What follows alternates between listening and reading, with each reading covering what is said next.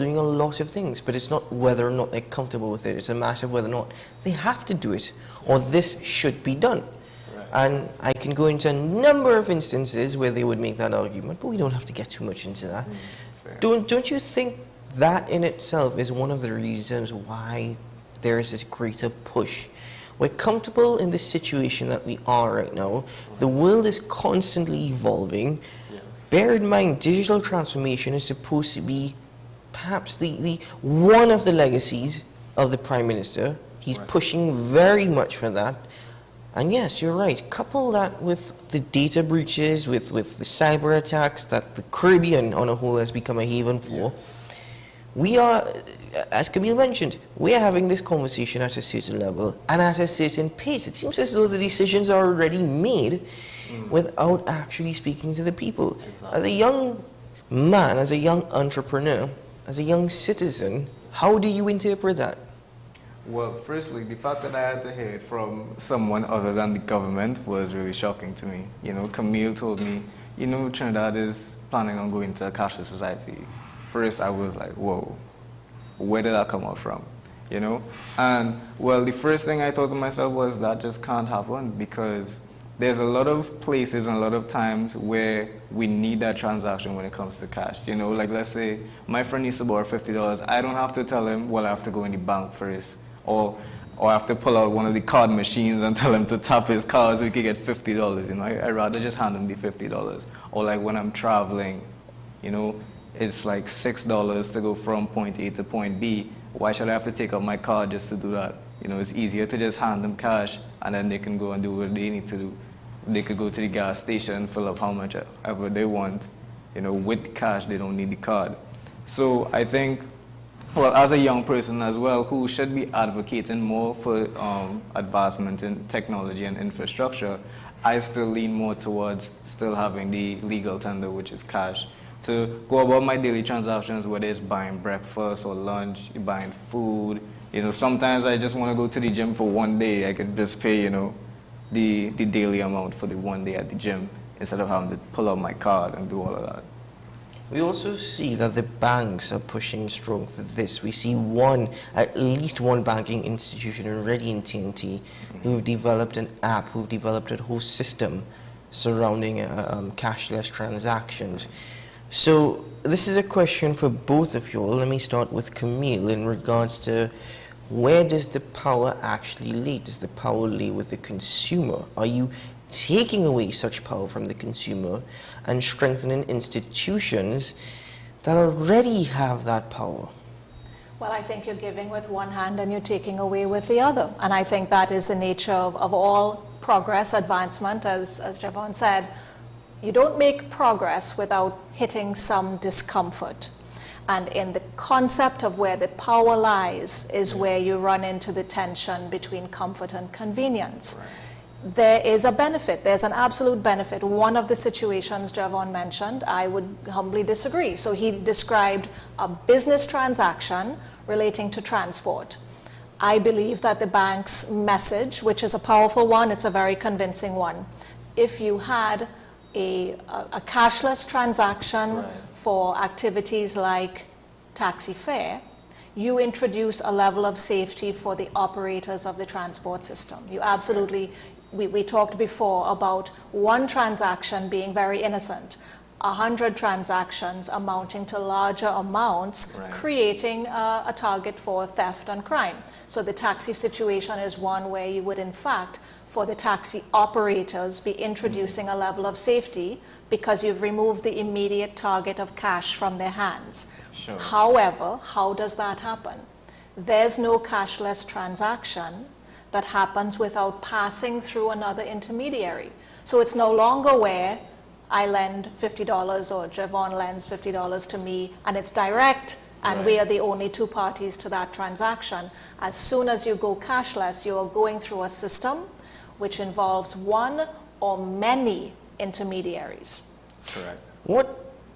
Let's take a look at an example of a society that's way more advanced than we are. Okay. Now, there are their downfalls, of course, but if we take a look at London, England, for an example, their public transportation system utilizes an Oyster card. right? And an Oyster card is something, it's a prepaid card you top up. You can use it for train services, for bus services. But bear in mind, their whole transportation system is different to ours in TNT. So then what's the roll-on effect? If it is, okay, we're pushing for a cashless society, but we're not necessarily fixing all the smaller economies or small institutions below. Exactly. Your answer to my question in regards to where does the power lay? Are you taking the power away from the consumer if we're pushing so hard and heavy with a cashless society, at least right now? I think I would say yes and no, because we still have some power, because if we choose not to do it, then the government has no way of saying that, to force it upon us at the same time, because like you said, it all has to do with the value of comfort. If you're comfortable with this cash, you don't want to go into credit and, well, cashless, being cashless at all. And you know, it's just how the society and the culture is, how we operate on a daily basis, especially when it comes to the transportation. Most of the time, you know, it's short drops or it's off route, so all that stuff can tie into not having a fixed payment, you know. And well, with regards to the theft, I would agree with Camille on what she said, that we would have to, that has to be something that has to be ameliorated, that has to be improved in terms of holding on to all of the cash. But at the same time, it's just a way of life, I would say. For most people who do travel every day, they're more accustomed to just... It's very difficult to take the train out of anyone. Correct. I'm not going to try and do that. What I'm going to ask you, though, is if you were to speak from the aspect of a student of business and economics versus... Because the whole thing is, at times, there is a necessity of breaking that cultural mindset here in TNT. So if that be the case, we understand that there are benefits to a cashless society, and we're pointing out that there are cons to a cashless society as well. All in all, I think what we're trying to get at is whether or not this is an idea that is being rushed. Yes, definitely. This is definitely an idea that's being rushed. I think, and I might tilt some heads when I say this, but the way our economy and our society functions is we tend to copy from the leading developed organizations around the world. So we look at places like Sweden. 80% of Sweden is cashless, and rightfully so, because the economy is in a position to be cashless. The way they operate, they can be cashless. Our country cannot do that. We are still developing. There are still steps that we need to take. There are still infrastructures that we need to build and develop more before we can get into a cashless society, especially when it comes to business and private-owned businesses as well, where they would have to do the cash transactions over the cashless transactions, right? So when you look at Sweden and the United Kingdom, these countries, they have developed their technology, their infrastructure, they have developed their people to be able to handle the cashless society, whereas our country has not. Also, if you bear in mind, Camille, if you take a look at one of the government's arguments, and the Prime Minister and the Minister of Finance have pointed it out, is that it's actually going to help with, as is pointed out here as well, crime, criminal activity, specifically, for example, corruption or any sort of transaction that will be illegal, fraud, for example. But there is also that aspect, if you think about it, that even with a cashless society, you're still having difficulties. The government, in other words, are trying to say, we're trying to ensure that everything is done through the proper streams and proper areas. And by the way, it's very difficult for us to tax cash transactions as well. I think that's a fair point, and I think that will always be a driving factor for those who sit in the role of government within society. Remember that government is an important part of society. It's where we look for leadership, but it represents a much broader base of points of view and roles and objectives.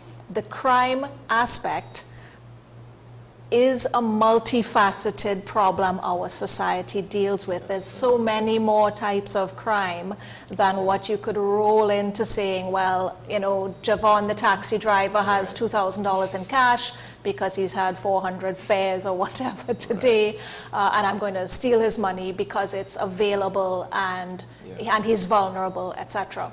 If you introduce the concept of cashless in certain situations, yes, you reduce certain risks. Right. But as we've seen again, in the last few weeks alone, where does the risk shift to? Risk never disappears from human activity. It's fantastic to say we would like to remove the risk of cash-driven thefts, but you move the value somewhere. And as we said before, we move it into the banking system.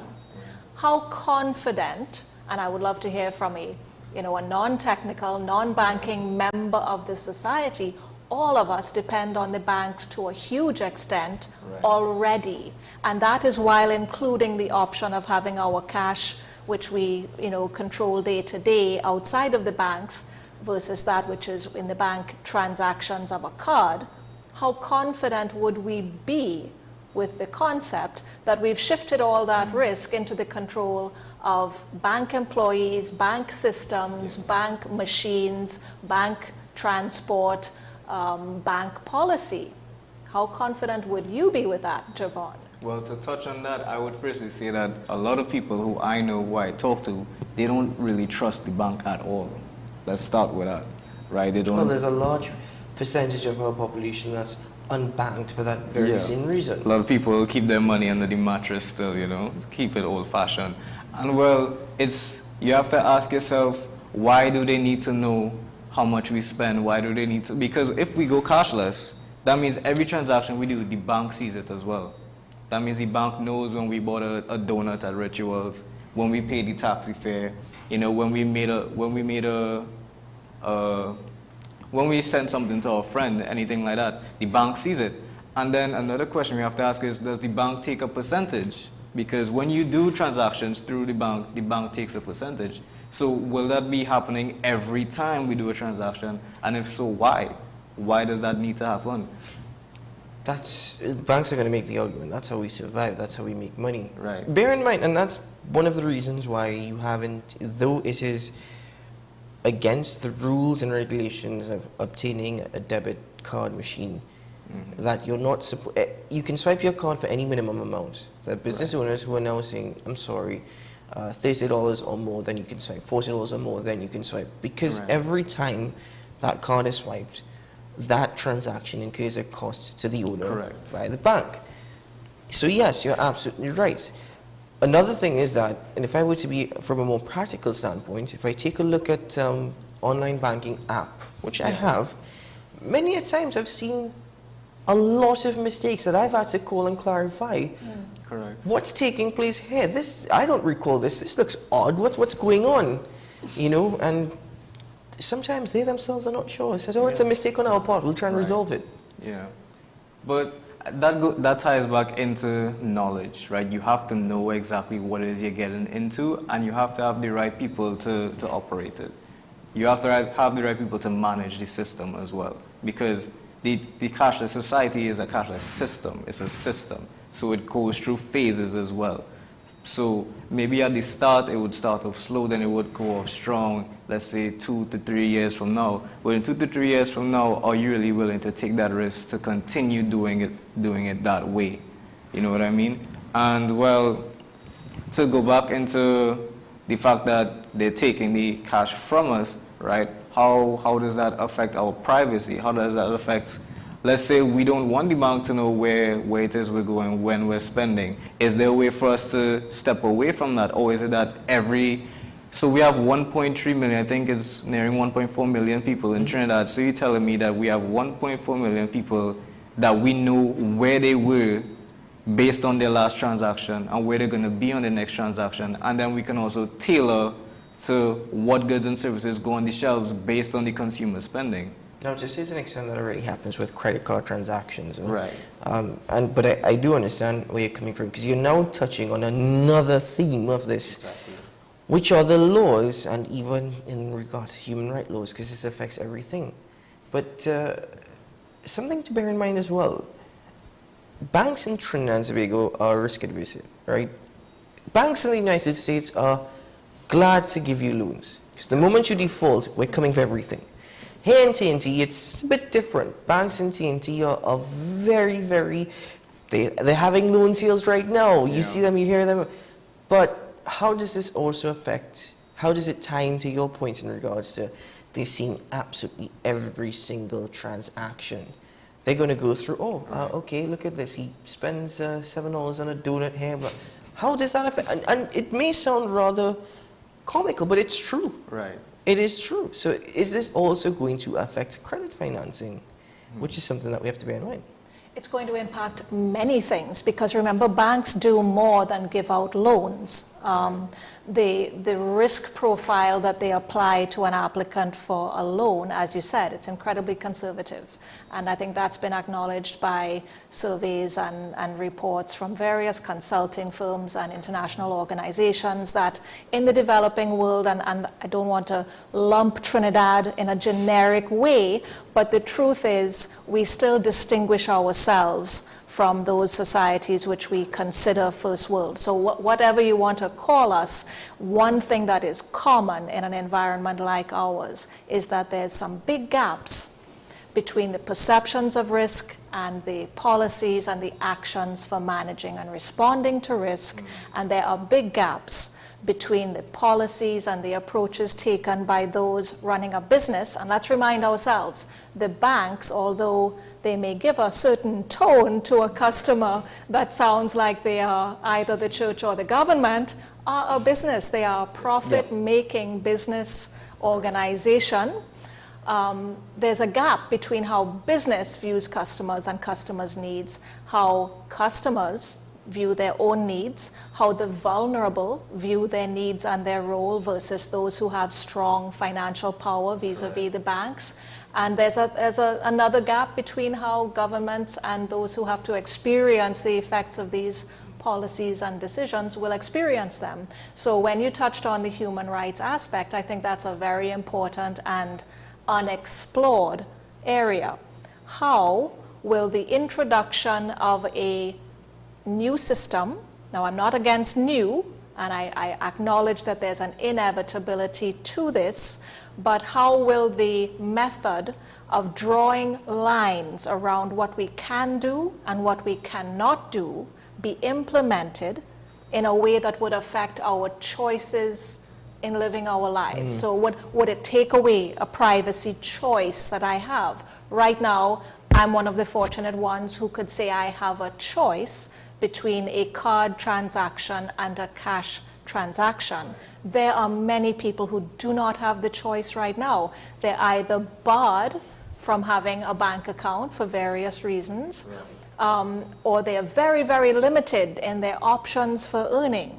And so they are fully, fully dependent, even if they wanted a bank account or didn't want one, have no options but to live day to day at subsistence level. And for them, the cash is the only way they can maintain control. Certainly.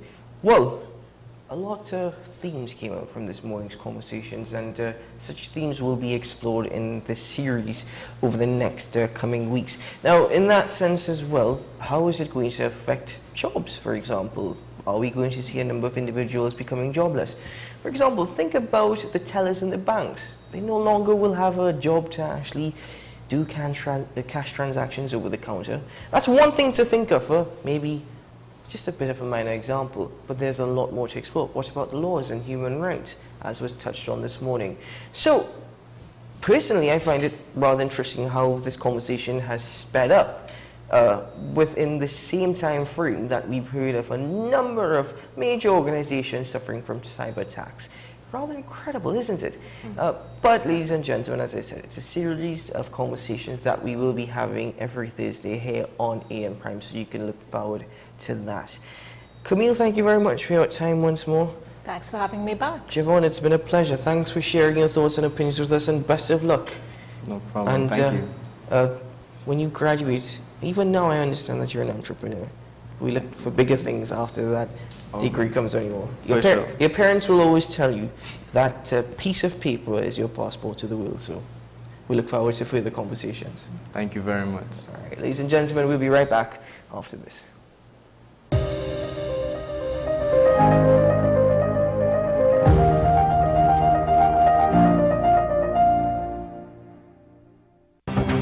The issue, the continued rise in the price of flour and its impact on the cost of living in Trinidad and Tobago. How should we go about it? I want to ask you what has been revealed to you about the state of vulnerability in the country because of this exercise and because of what we're going through. Is the government losing the war on the vaccine front? The discussion should revolve around the common good for the greatest number of people in Trinidad and Tobago. How do we inculcate a sense of respect and regard for people who may not be of your own political ilk or persuasion? The communities are now being used by political opportunists. So when the tables are turned, it's the same way. Okay, this has been 10 questions. I'm Andy Johnson, and we'll see you next time.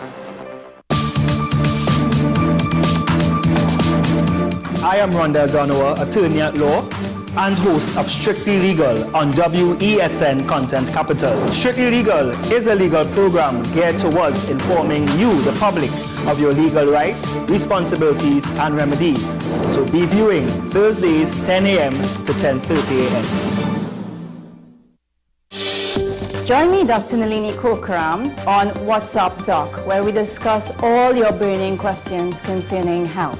Trinidad and Tobago is among one of the highest risk group of patients that develop this form of genetic breast cancer. What I'd like to take home from a short interview like this, screening. You must screen. Because it's silent. It's silent. Yeah. And because it's silent, you don't know it's there.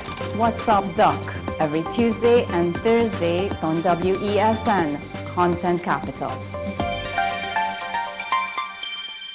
My name is Carl Media, and I'm the founder and the host of Ever Increasing Voice Ministries. Join me every Saturday and Sunday on WESN, this powerful station, at 9 a.m. on Saturdays, 1 p.m. and 7 p.m. nightly. Also on Sundays, I'll be on at 7 a.m., 1 p.m. and 7 p.m. at night time. When you come here, we are getting people heavenly ready. Every word, every line, every paragraph depicts a real moment in someone's life. A father, a sister, a mother, a brother.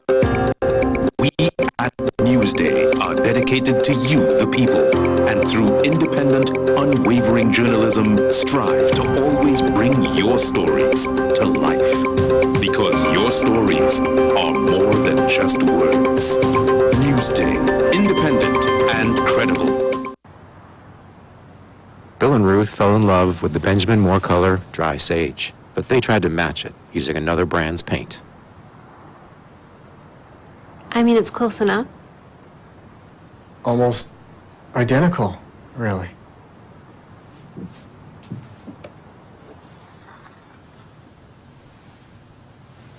Yeah, there it is. Never trust another paint to be a Benjamin Moore color. The newest book is here, Closer to the Church, the debut novel by author and former mayor Louis Lee Singh. Available at all the home store branches, Barataria, West Mall, Shogunas and C3 San Fernando. Paper-based bookshop 10 Nook Avenue, St. Anne's. WESN 30A Gattaca Street, Woodbrook. Metropolitan Bookshop, Ariapita Avenue, Woodbrook, and all RIK bookstores nationwide.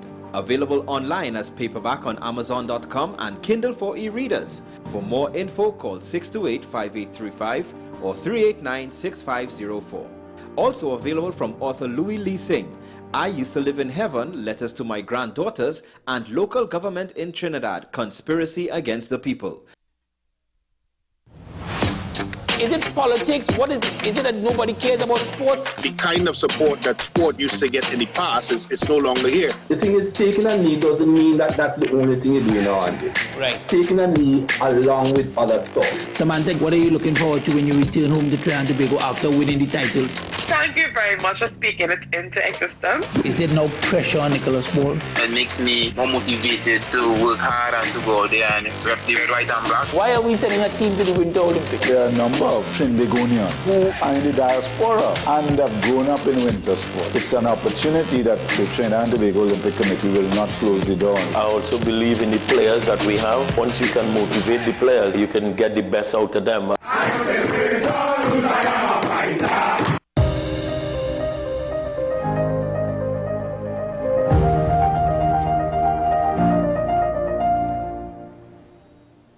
Welcome back to the program, ladies and gentlemen. Again, thank you for being with us this morning. Moving on from our last conversation, we're now focusing on entrepreneurship, specifically women entrepreneurs. The context of the conversation we're focusing on, of course, is 2023, making a difference indeed. But also, whilst there is competition and competitiveness, is camaraderie also creating competition or helping with the competition? It's all part of how the world is evolving. But let me first introduce my two guests. Ms. Natalie Orr, she's the founder of Worryless Weddings Events. Hello, Ms. Orr. Welcome to the program. Hi, good morning. Well, how are you? I'm doing well. How are you doing? I'm great. And Miss Danielle Roberts, she's the founder of De Pelotage Signature Wedding and Events. Forgive me, I hope I pronounced that correctly. You were correct. Good morning. Good morning. Thank you so much for joining me this morning. Miss Orr, my pleasure. Let me start with you in asking you about women in entrepreneurship in 2023. The theme from the actual organization, there's a Women's Entrepreneurship Day organization which focuses on such every year, November 19th, that's designated. But in 2023, how is women entrepreneurship actually making a difference or making progress, or making significant changes, whether it be positive or negative? Okay, so good morning again, everyone, listeners and viewers. So basically, I would say that in 2023, our women within the industry, we basically don't see ourselves as competition. It's all about networking, all about collaborating and coming together to make a difference. There are basically room for everyone and us breaking the ceiling, you know? So that's what I will see in 2023 for us women as entrepreneurs. Oh, that's a very interesting response. Mr. Roberts, understand that I'm speaking to two individuals who have their own wedding planning agencies. Ms. Roberts, what Ms. Orr is suggesting is that you're not her competitor, you're actually her comrade. Yes, that is so true. We don't see each other as competition. We love networking, we love collaborating with others, and it's fun. It helps us. It actually helps propel us to the next level. So we don't see the need to be competition. Like she said, there's room for everyone in 2023 and moving forward within the industry. But doesn't that lack of competition contribute to lethargy within a business, a lack of creativity or evolution, in the sense that we're not working too hard to necessarily improve the business? No, that's not true. It's not true, because coming together helps us pool our creativity and push everything forward in terms of evolution. So actually working together helps us in a better way, I should say. You have more minds that think alike, and you are able to bring things forward that you probably couldn't do yourself, because no man is an island. You need others to help you move forward, whether it be marketing, creative style, just getting the word out there. Yeah. So we actually need each other. No one is an island. I like that. I think I'm going to borrow that. Ms. Orr, what we're speaking about here speaks definitely to the theme of equity and inclusiveness. So is it that business has just evolved naturally this way, or is it that women are now seeing the need for this sort of relationship? Yes, most definitely. Women today working together, as the news said, we propel each other, we grow in those instances. And for me, I would like to draw an example on our recent collaboration between Neil and myself, where we had our events called I Love Dream on the heel of Women Entrepreneurship Day, Entrepreneurship Week, where it actually challenged both of us to step outside of our comfort zone, to do things for growth for both of us as women, as well as our colleagues within the industry. And of course, going back to what Ms. Roberts said, it doesn't necessarily stymie creativity, it only helps with the prosperity of creativity. But again, going back to the point in regards to this transformation that I'm learning about this new sense of networking and not necessarily competition, but rather camaraderie. Is this a business model that is becoming more and more adopted throughout, not just, I'm not speaking about the world, but are you seeing that in TNT in particular? Ms. Roberts, if you'd like to respond first. Sure. Yes, within Trinidad and Tobago, women entrepreneurs have seen the need to collaborate and propel their businesses. And it's a model that we adopted, especially during the COVID period, where we needed to find creative ways to get our businesses out there and stay afloat. So between 2019 all the way into 2023, that was the business model we all adapted, and it has worked for, I should say, most of our women entrepreneurs within Trinidad and Tobago. So it's a culture that we would be using moving forward, not seeing each other as competition, but more or less as colleagues, where we can expand the industry moving forward, whether it be regional, international, and so on. So, Ms. O, a great theme of this morning actually focuses on opportunity as well. Does such allow for greater business opportunities? Does this collaborative approach allow for greater business opportunity? Yes, I will say that, because given the different projects, the different ideas, you know, we are a team. We see each other as colleagues, as Daniel said, and as a team. So there are, opportunities where, let's say, we need someone who does lighting, we need someone who does photography, decorator. So, is everyone coming together to produce that final product? So basically, it is a win for everyone. So we coming together as women in business, and as I said, with networking and so on, is all about that right now, where we'll propel our businesses, we get brand awareness, as well as, recommendations and referrals from our colleagues as well. Breaking that sense and of a stigma for monopoly. I'm not trying to create a monopoly.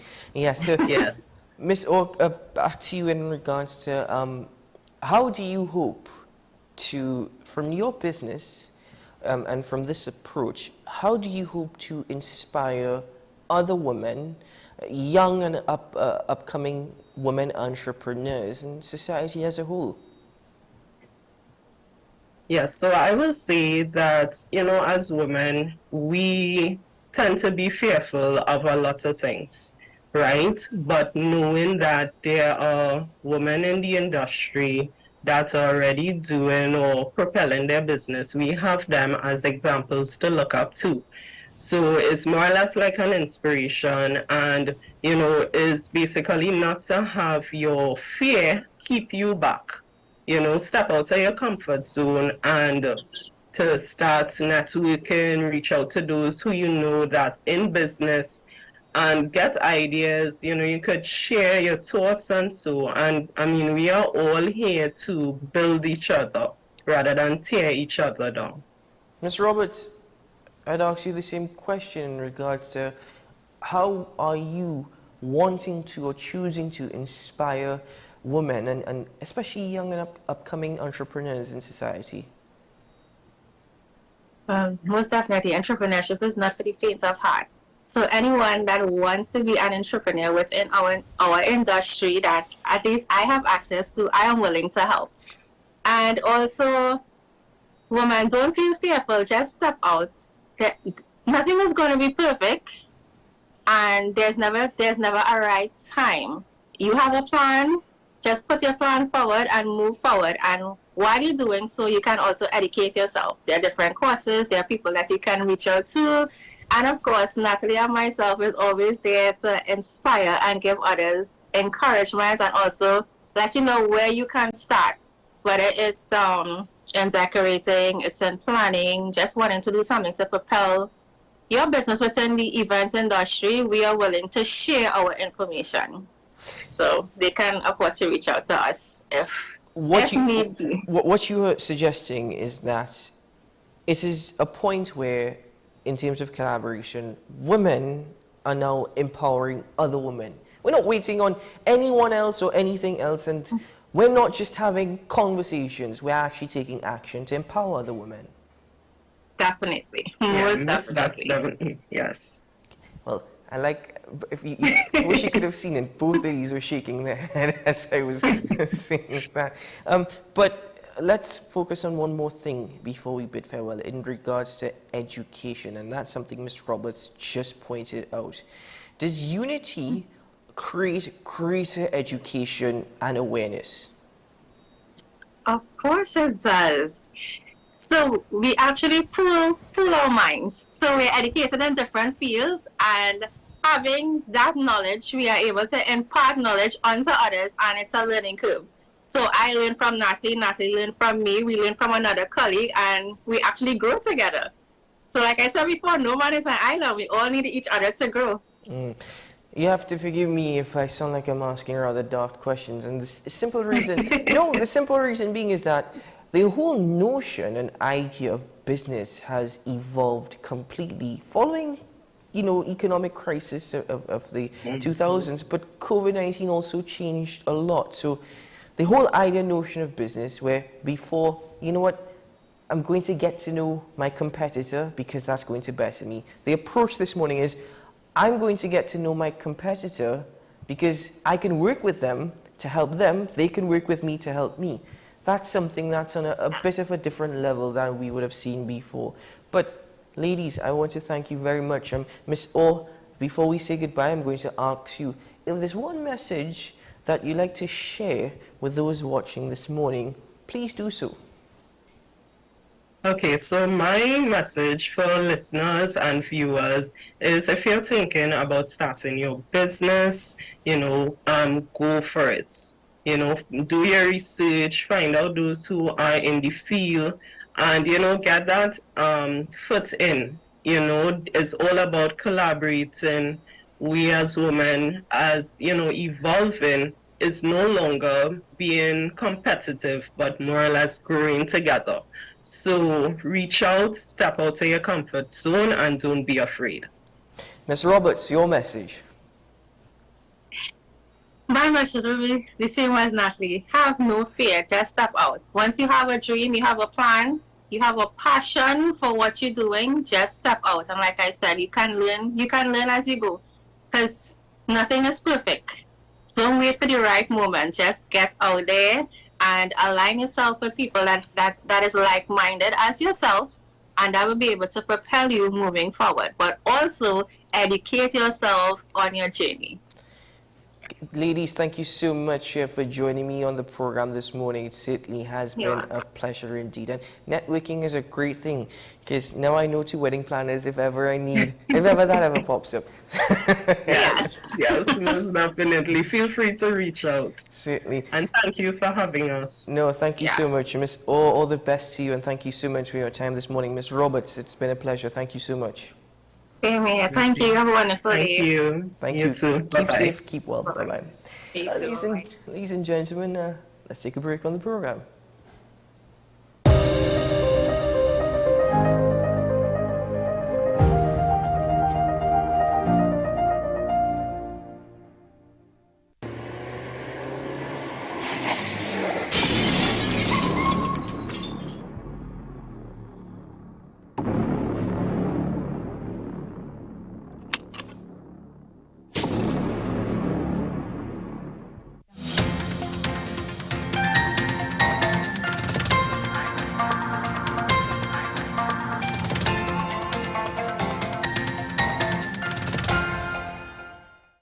Here is the WESN News on the Hour.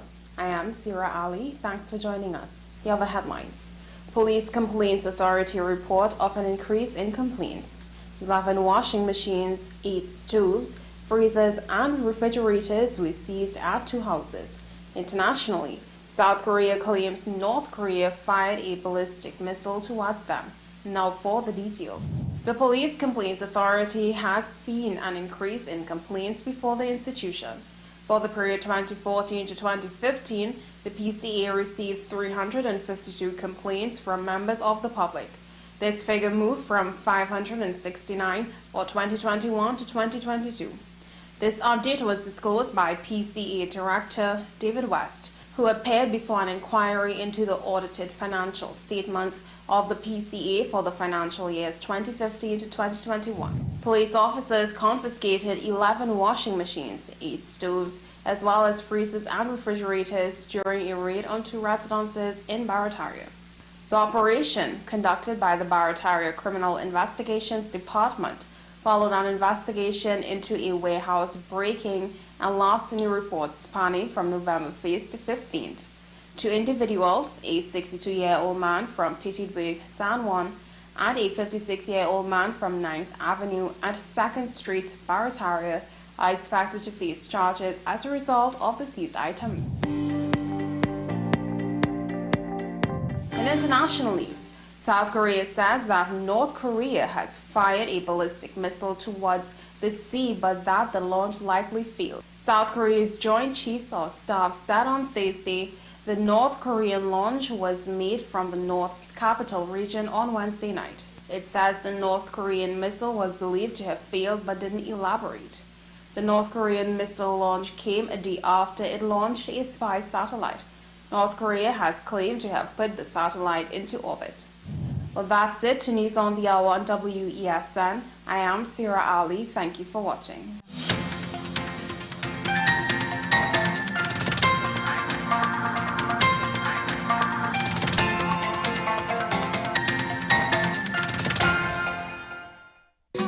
Take some time for yourself or spend some time with the family at Sandy Point Village Hotel. Enjoy our various studio and suite apartments, self-contained with their own kitchenettes and Wi-Fi. We also have our famous 100-foot swimming pool and our beachfront restaurant, The Steak and Lobster Grill. And our location in Crown Point puts us near the center of activity from the nylon pool to the local nightlife. Call us and make your reservations at 639-8533, 389-2378 or email us at sandypointvillagehotel@gmail.com. The newest book is here, Closer to the Church, the debut novel by author and former mayor Louis Lee Singh. Available at all the home store branches, Barataria, West Mall, Shogunas and C3 San Fernando. Paper-based bookshop 10 Nook Avenue, St. Anne's. WESN 30A Gattaca Street, Woodbrook. Metropolitan Bookshop, Ariapita Avenue, Woodbrook, and all RIK bookstores nationwide. Available online as paperback on Amazon.com and Kindle for e-readers. For more info, call 628-5835 or 389-6504. Also available from author Louis Lee Singh, I Used to Live in Heaven, Letters to My Granddaughters, and Local Government in Trinidad, Conspiracy Against the People. FanZone, your reliable, authentic supplier, has just gotten better. You can now visit our website www.fanzonett.com for your authentic wear and collectibles. The only place where you can use both your Visa debit and credit cards. Visit our website fanzonett.com to make your purchase today. Join me, Dr. Nalini Kokram, on WhatsApp Doc, where we discuss all your burning questions concerning health. Trinidad and Tobago is among one of the highest risk group of patients that develop this form of genetic breast cancer. What I'd like to take home from a short interview like this, screening. You must screen. Because it's silent. It's silent. Yeah. And because it's silent, you don't know it's there. WhatsApp Doc, every Tuesday and Thursday on WESN, Content Capital.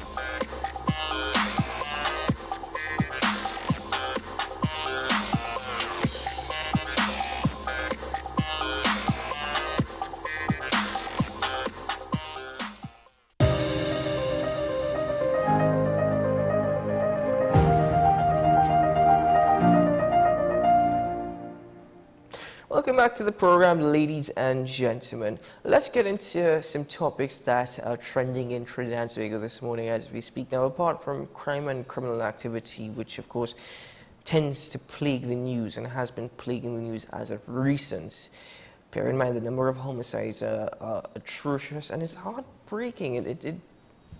It's very difficult to swallow the reality of the situation here in TNT. And I don't know where the sense of ignorance is coming from in regards to people suggesting that it's not real. And when I say people, I mean those in authority. They're saying, okay, we're coming after you, or we're doing all that we can, oh, crime will not be tolerated.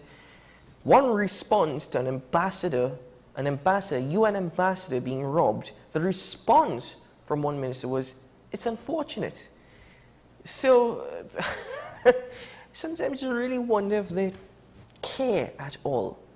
They can tell you what they want, they can say absolutely anything, and a press conference where arguments are made and a strong approach, a stance is aired. That's not always the case with action. So TNT, keep well and keep safe. And by the way, good luck on your travels to work this morning. There seems to be a major leak on the highway just outside El Socorro, right opposite Digicel on the highway actually.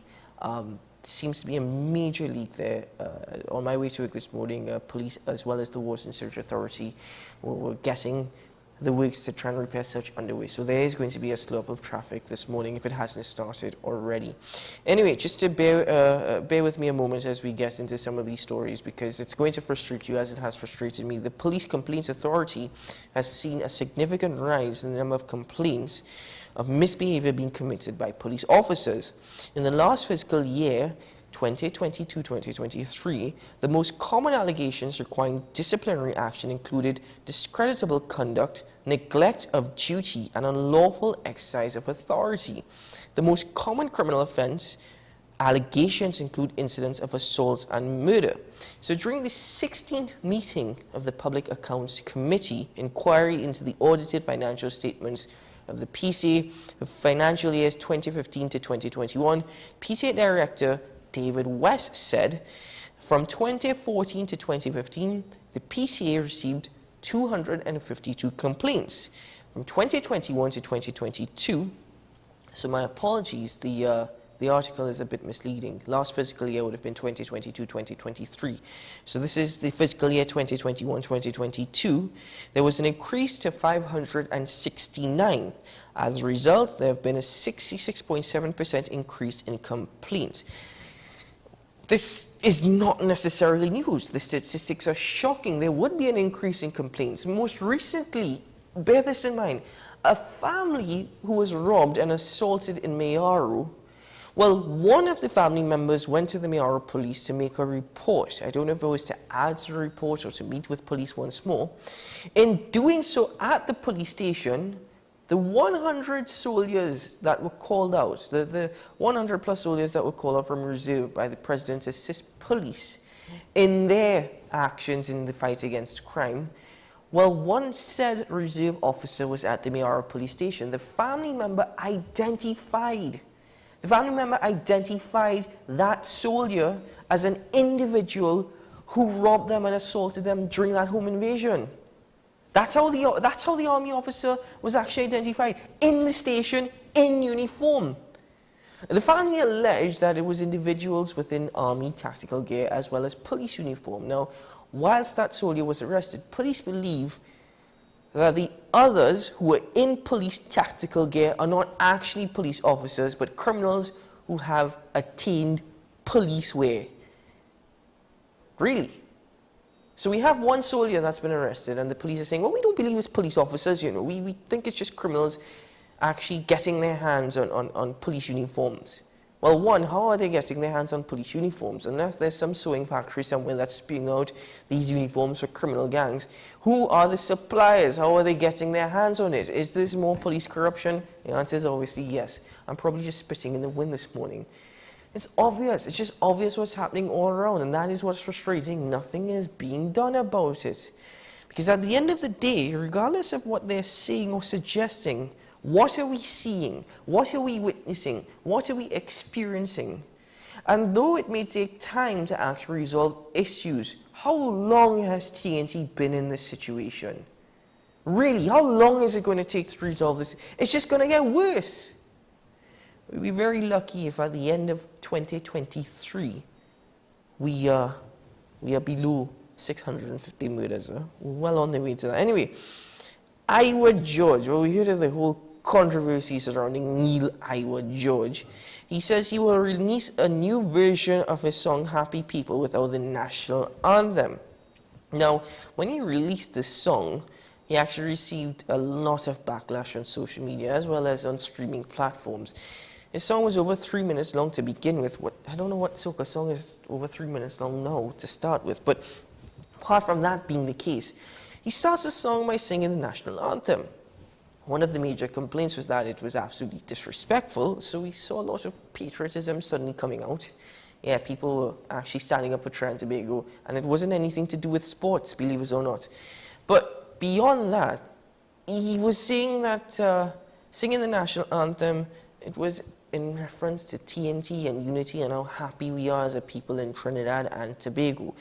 Some people are wondering, well, in effect, if they start playing this song, do I stand at attention or do I jump and wave? What do I actually do? Anyway, he said he tuned into the Prime Minister's media conference on Monday where Dr. Keith Rowley responded to a question saying he wasn't jumping up and down about the anthem being used in the song. He broke his silence yesterday. George said he told himself, upon seeing the Prime Minister's response to, oh God, George, you're in trouble. So he said the Prime Minister's comments propelled him to change his tune. He'll be releasing a new one without the national anthem. Hey, Prime Minister, do me a favor now. If this is where Neil Iowa George is getting inspiration from, probably sometimes it's a good thing Wasa don't have water. Maybe he could stop singing about water as well. I don't know. Anyway, Iowa George, I like some of your songs. No worries. I look forward to what else you have to offer for 2024. I hope it's... Well, I'll put it this way, I actually expect it to be about water. What else is it going to be about? Anyway, TNTech also hopes that people will reduce their electricity load from Saturday night into Sunday morning when Trinidad's largest power generation plant will be temporarily offline for critical upgrade works. This is to take place from 10 p.m. Saturday night to 9 a.m. on Sunday morning. TNTech actually issued a release stating that Generation Unlimited produces approximately 50% of TNT's electricity. The plant is taken offline.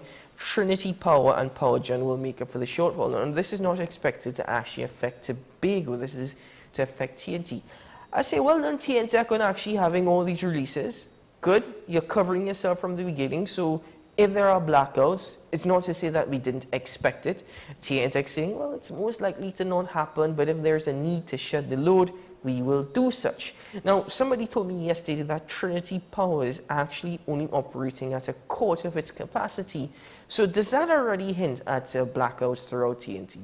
Like I said, TNTech is covering themselves. You can't blame them. They're having these releases. They're having these conversations. Good. Let's see what happens on Saturday now. By the way, people are furious with TNTech, saying that how TNTech needs to upgrade their technology.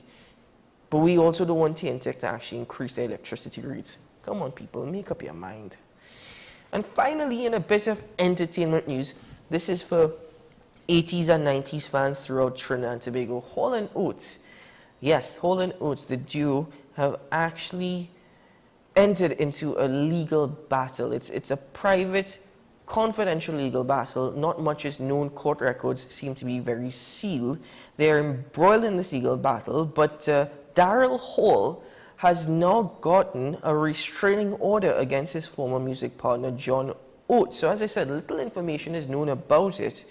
But Hall filed an undisclosed complaint against Oates on November 16th, as well as a motion for a temporary restraining order. The following day, the court officially issued the restraining order, which is to begin on November 30th. So we're not sure what's happening there, but it's very sad that one of the most iconic 80s duos is actually embroiled in this legal battle. Let's hope it only ends amicably. Ladies and gentlemen, let's take a break on the program. When we return, we'll get into some regional updates.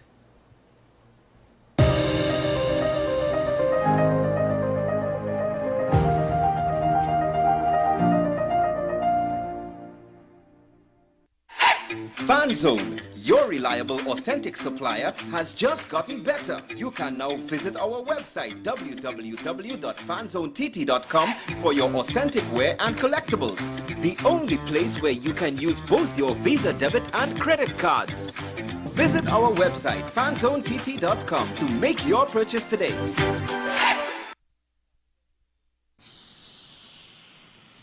If these walls could talk, they'd cry uncle.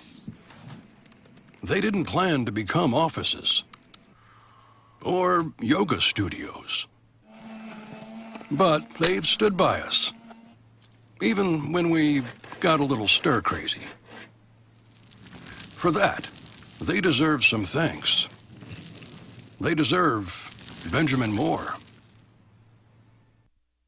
Simon's Musical Supplies Limited. We are the specialist in new and used musical instruments, carrying top brands like Yamaha, Pearl River pianos, Meinl and Sabian cymbals, Remo and Evans drumheads and Fender guitars, just to name a few. Also a wide assortment of music books, pan and accessories. At Simon's, we service what we sell. Trust the leader. Call us now at 625-6412 or visit us at 20 Board Street, Port of Spain.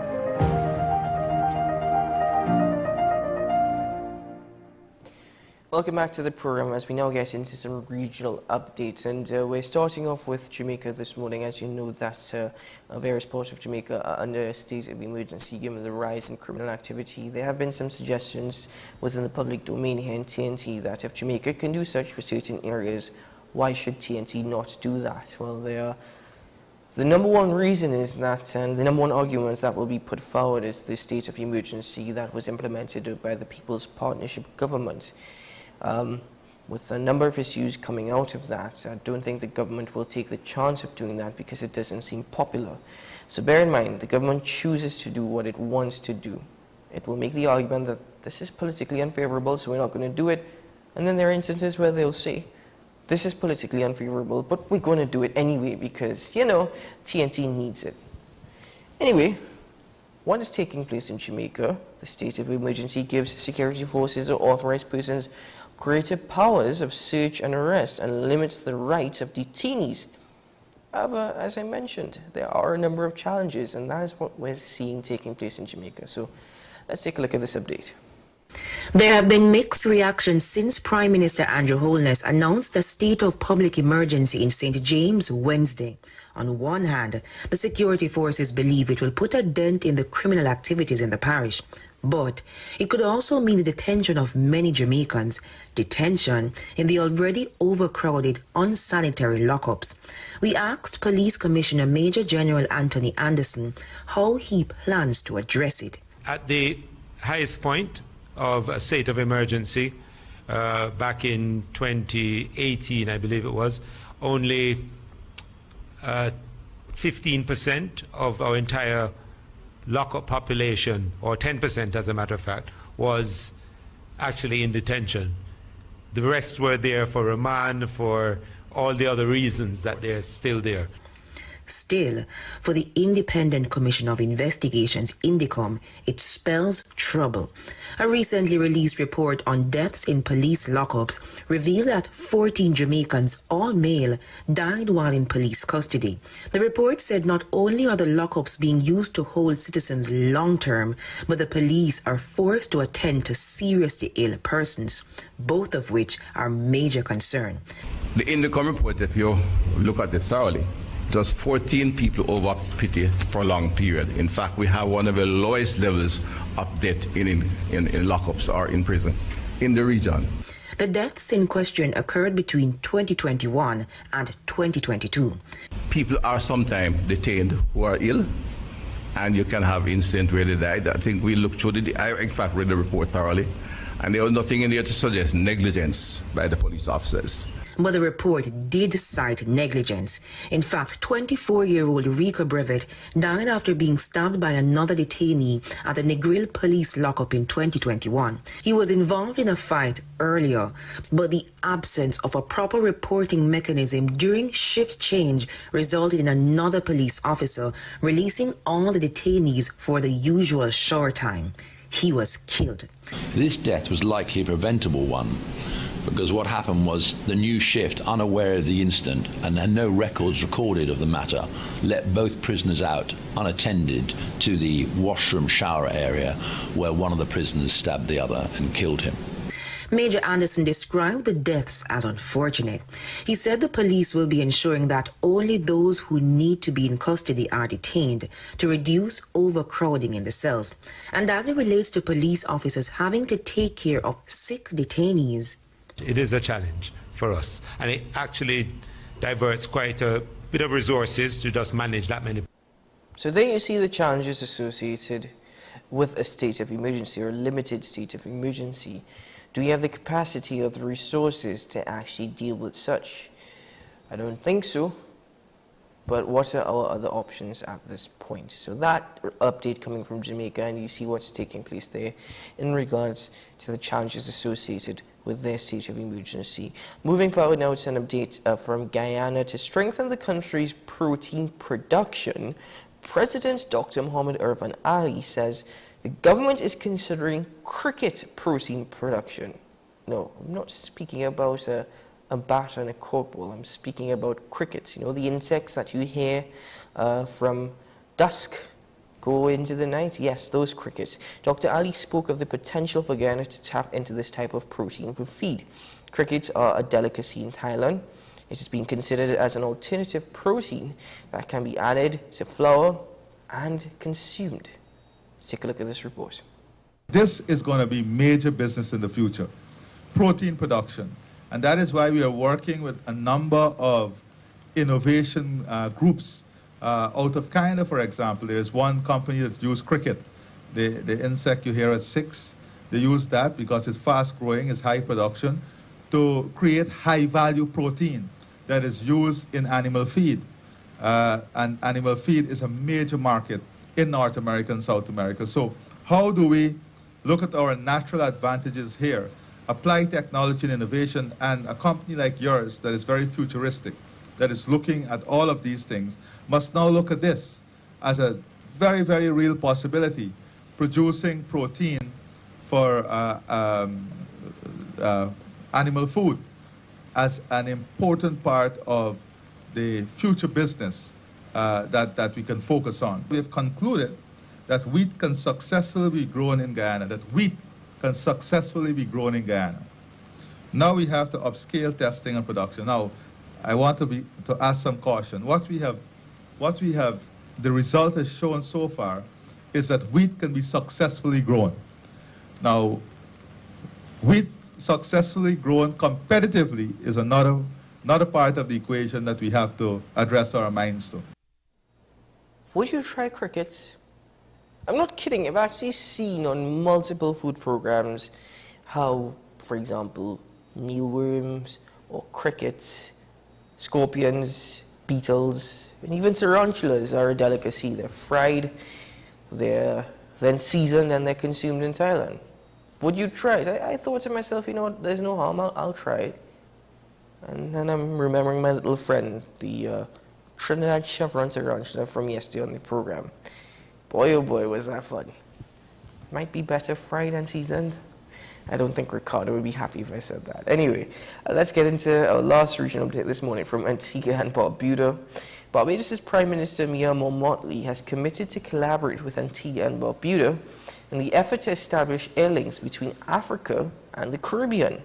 The announcement comes as Prime Minister the Honourable Gaston Brown has also signed an agreement with Air Peace, Nigeria's largest air carrier, which will take a controlling interest in LIAT 2020 Limited. This report from Antigua and Barbuda.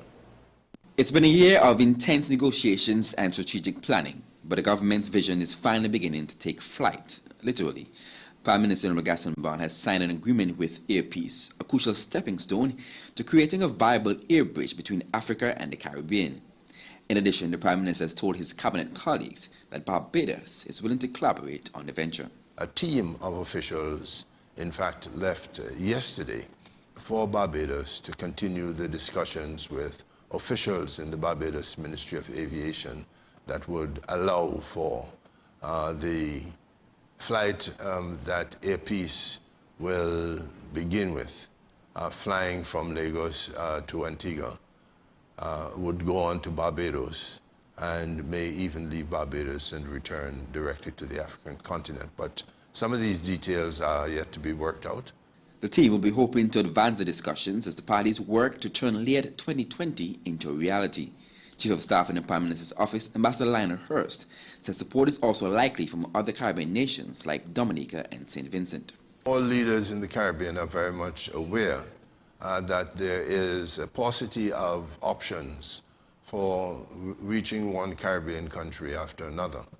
And as a consequence, the cry of their people is for governments to do whatever it takes in order to mend that situation.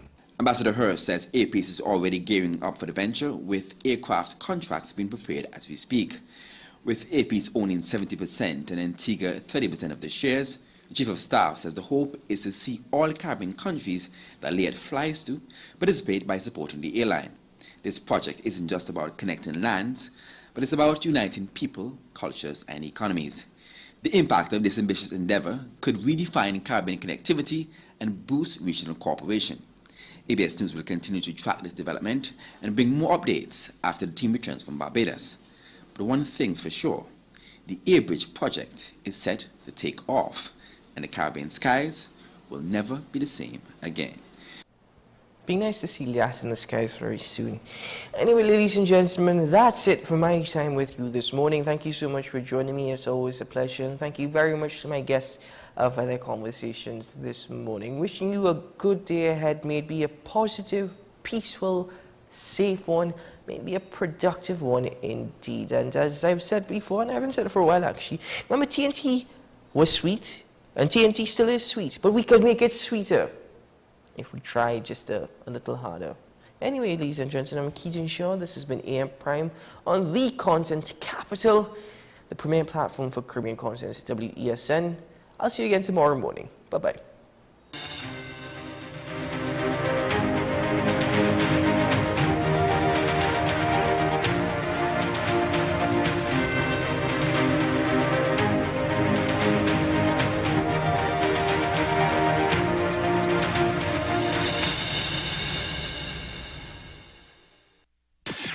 WESN.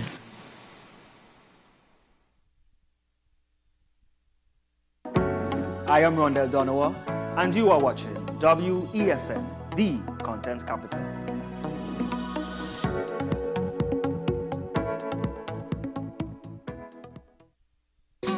Take some time for yourself or spend some time with the family at Sandy Point Village Hotel. Enjoy our various studio and suite apartments, self-contained with their own kitchenettes and Wi-Fi. We also have our famous 100-foot swimming pool and our beachfront restaurant, The Steak and Lobster Grill. And our location in Crown Point puts us near the center of activity from the nylon pool to the local nightlife. Call us and make your reservations at 639-8533, 389-2378, or email us at sandypointvillagehotel@gmail.com. What's the best way to grab the attention of viewers? Please exercise more patience. You have to be kidding me. Doing what we do best. I'll say at the very least it's a conspiracy of laziness against the people. Join me, Keaton Shaw. And me, Sean Michael Small, for Talking Point. Weekdays from 8 a.m. to 9:30 a.m. We go in depth on the trending issues and engage the most controversial newsmakers as we get them to account to the people for their actions. You can't go to the government with nothing. You can't go to cabinet with an empty hand, with a wish. I'm glad that we're having this a sober, mature discussion. In the present situation, I expect a continuation of the chaos. Join us for the discussion, Mondays to Fridays, only on WESN, the Content Capital. The issue, the continued rise in the price of flour and its impact on the cost of living in Trinidad and Tobago. How should we go about it? I want to ask you what has been revealed to you about the state of vulnerability in the country because of this exercise and because of what we're going through. Is the government losing the war on the vaccine front? The discussion should revolve around the common good for the greatest number of people in Trinidad and Tobago. How do we inculcate a sense of respect and regard for people who may not be of your own political ilk or persuasion? The communities are now being used by political opportunists. So when the tables are turned, it's the same way. Okay, this has been 10 Questions. I'm Andy Johnson, and we'll see you next time. Join me, Dr. Nalini Kokram, on What's Up Doc, where we discuss all your burning questions concerning health. Trinidad and Tobago is among one of the highest risk group of patients that develop this form of genetic breast cancer. What I'd like to take home from a short interview like this, screening. You must screen. Because it's silent. It's silent. Yeah. And because it's silent, you don't know it's there. What's Up Doc, every Tuesday and Thursday on WESN, Content Capital. Join me, Sule A. Joseph, as I delve into the day-to-day psychological issues plaguing our society. We will discuss behaviors that encompass the biological influences, social pressures, and environmental factors that affect how you think, act, and feel. Sight, Thursdays at 11:30 a.m., only on WESN, Content Capital. If these walls could talk, they'd cry uncle. They didn't plan to become offices or yoga studios. But they've stood by us, even when we got a little stir-crazy. For that, they deserve some thanks. They deserve Benjamin Moore. People really want